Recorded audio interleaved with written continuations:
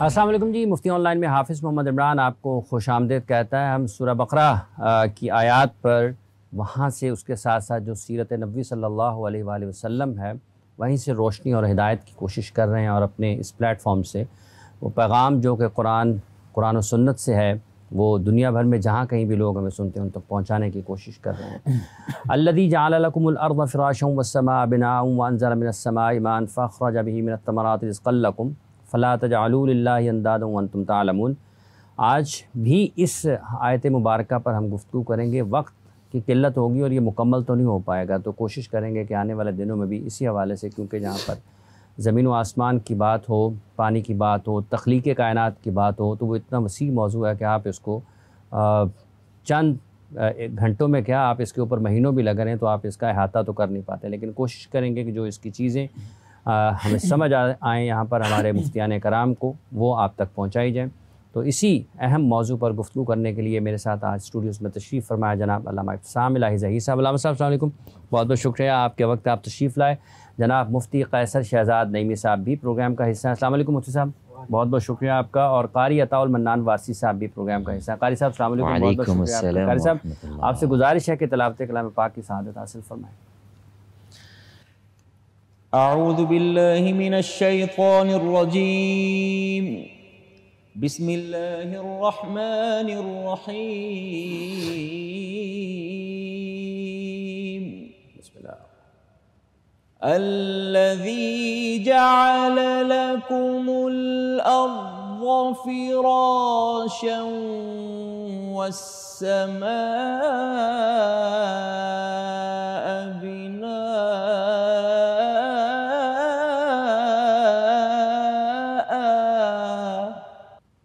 وأنزل من السماء ماء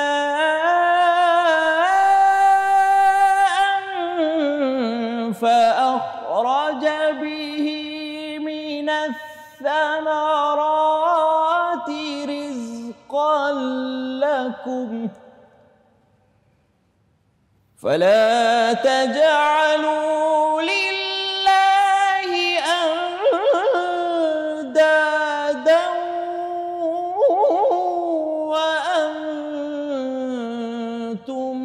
تعلمون۔ صدق اللہ العلی العظیم۔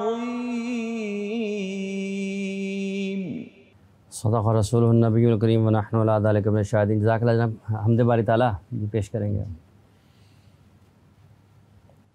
اللہ بہت بڑا ہے، اللہ بہت بڑا ہے، اللہ بہت بڑا ہے، اللہ بہت بڑا ہے۔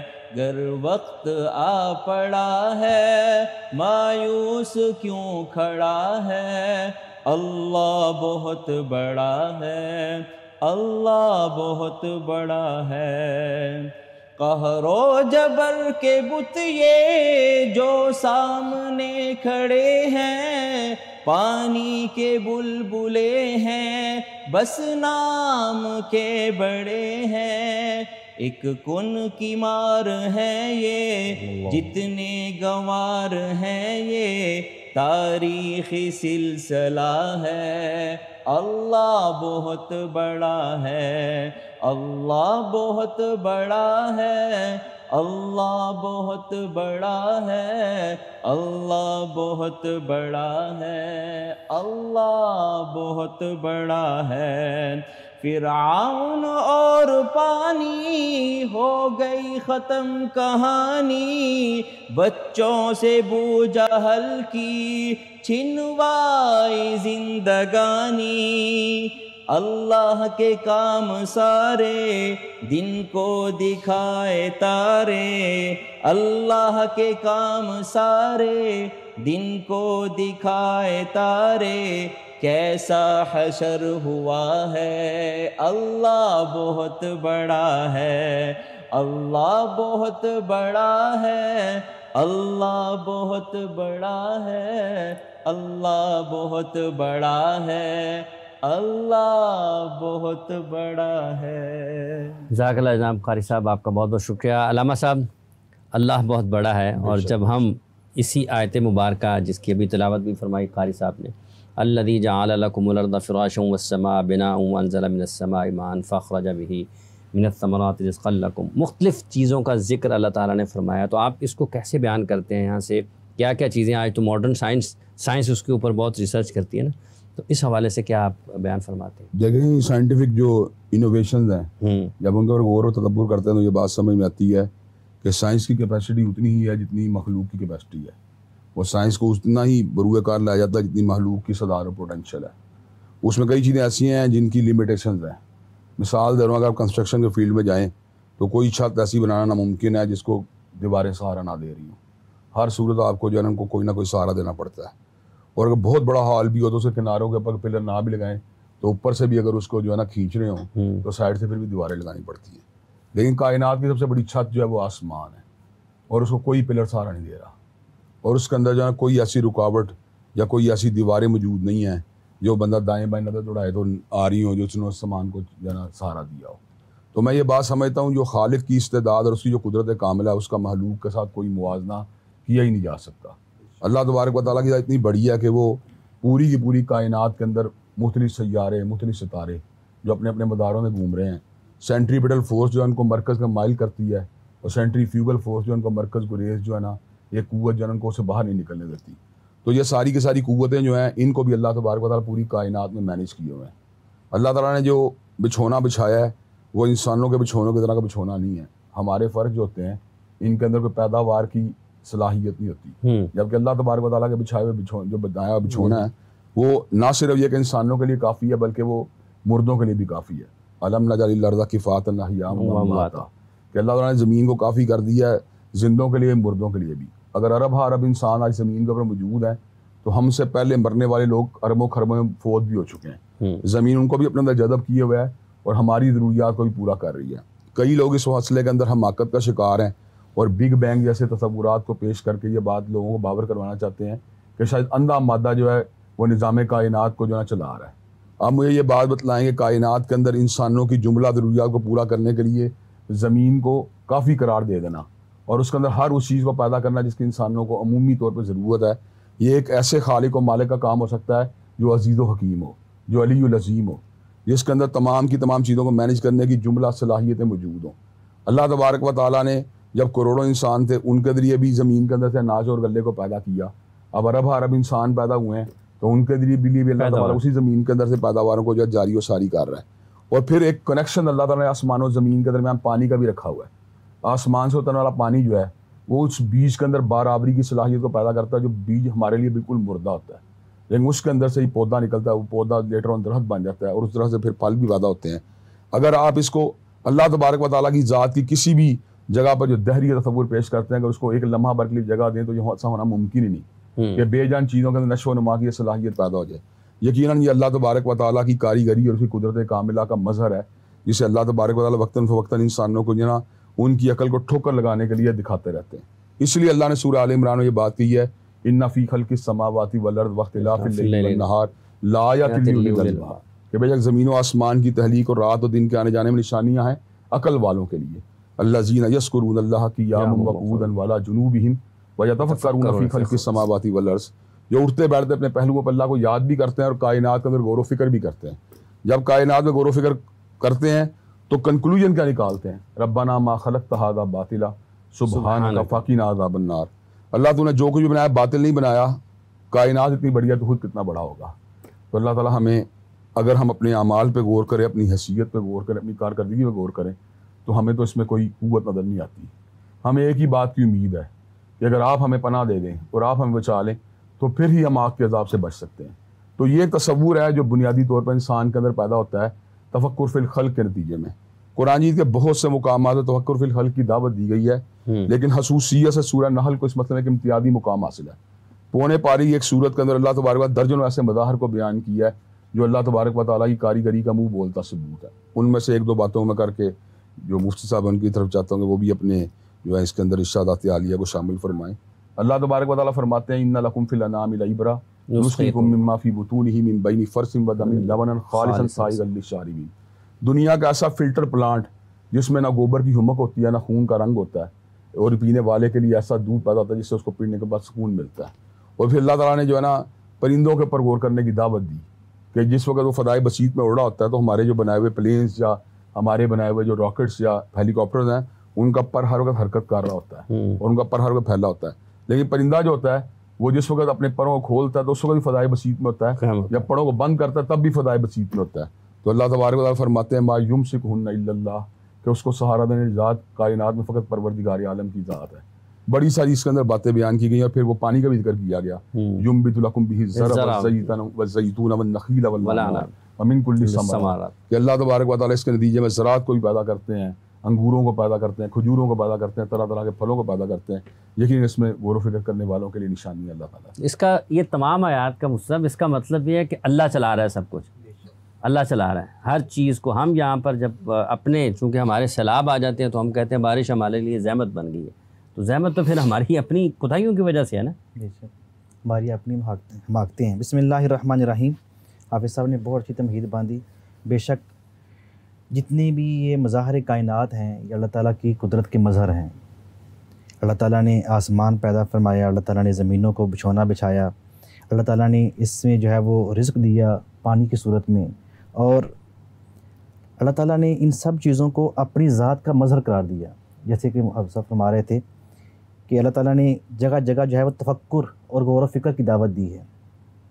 अल्लाह ताला ने कुरान पाक में मुतअद्दिद बार जो है उसके ऊपर गौर करने के साथ साथ फरमाया है कि क्या वो इस बात पे गौर नहीं करते, अम खुलिकू मिन गैरि शैइन अम हुमुल खालिकून, क्या वो लोग जो अल्लाह ताला की ज़ात का इनकार करते हैं वो खुद ब खुद पैदा हुए हैं या इन चीज़ों को उन्होंने पैदा किया है। कोई शख्स दावा करेगा इस बात का कि ज़मीनों आसमान का खालिक कौन है अल्लाह के सिवा, यकीनन ये अल्लाह की कारीगरी है।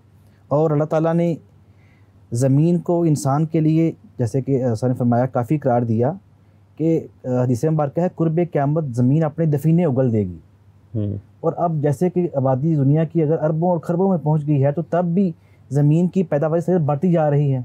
वो खेत जहां से पहले 40 मन फ़ी एकड़ जो है वो गंदम या जो है वो चावल की जो है फसल निकलती थी, अब वहाँ से 80 मन 100 मन इससे ऊपर भी जो है वो निकल रही है। तो अल्लाह ताला जब किसी चीज़ को दुनिया में भेजता है तो उनके रिज़्क़ का अल्लाह ताला ने पहले से इंतज़ाम किया होता है। इसीलिए तो फरमाया गया है ला तक़तुलू औलादकुम खशियत इमलाक, अपनी औलाद को जो है वो भूख के डर से कत्ल न करो, नहनु नर्ज़ुकुहुम व इय्याकुम, हम ही उनको रिज़्क़ देने वाले हैं और तुमको भी।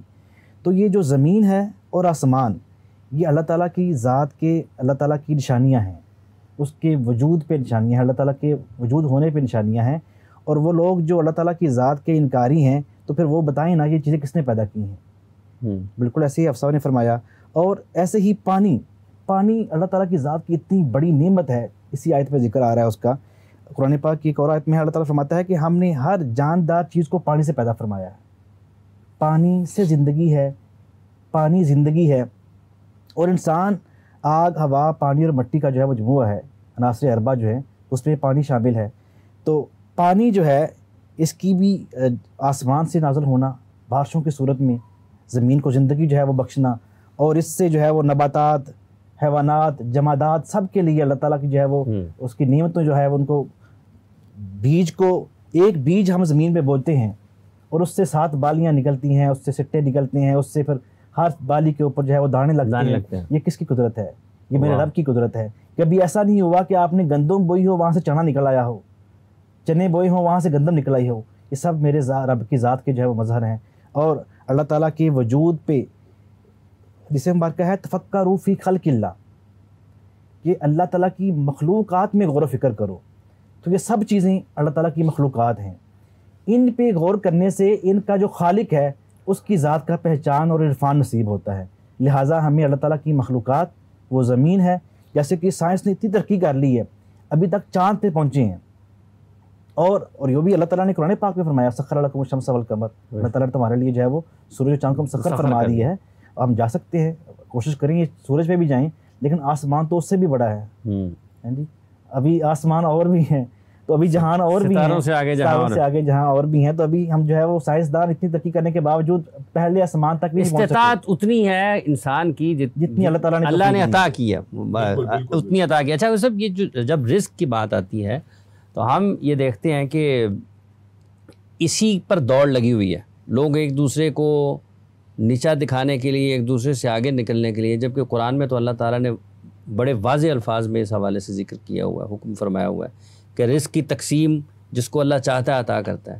تو ہمارے ہاں اس کا مطلب یہ کہ اس پہلو سے بہت دوری ہے. پھر دیکھیں یہ بنیادی طور پر بات ہے تو اللہ نے بات بالکل کلیئر کر دی ہے، وَمَا مِن دَابَّةٍ فِي الْأَرْضِ إِلَّا عَلَى اللَّهِ رِزْقُهَا، کہ اللہ تبارک و تعالیٰ جو ہیں وہ زمین پہ چلنے والے ہر چوپائے کو، جنگل میں دوڑنے والے ہر درندے کو، فضائی بسیط میں اڑنے والے ہر پرندے کو، اور سمندروں میں تیرنے والی ہر مچھلی کو رزق دینے والی ذات اللہ تبارک و تعالیٰ کی ہے.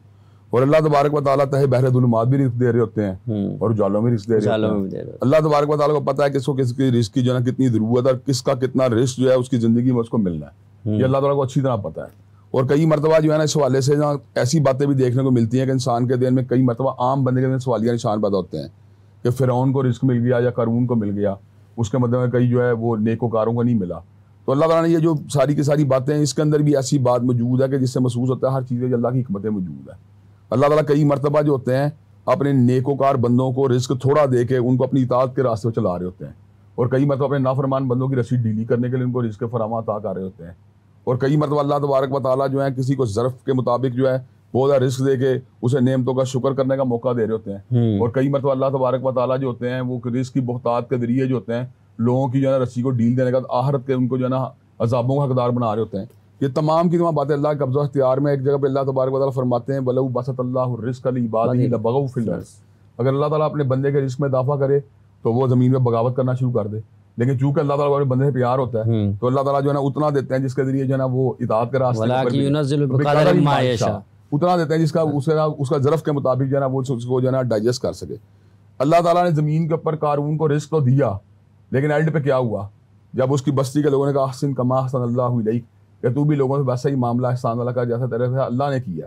تو اس نے کہا انما اوتیتہ علی علم عندی، میں نے جو کچھ بھی اپنے زور بازو سے بنایا. تو پھر ہوا کہ انجام کیا ہوا، فخسفنا بہ وبدارہ الارض، اللہ نے اس کو اس کے گھر سمیت زمین کا دنسا دیا. تو اللہ تبارک و تعالیٰ نے اس کے مد مقابل سیدنا عثمان غنی رضی اللہ تعالیٰ عنہ کو رزق میں بہتات دی گئی. سیدنا عبد الرحمن ابن عوف کے رزق کے اندر اللہ اضافہ ہی فرماتا چلا گیا.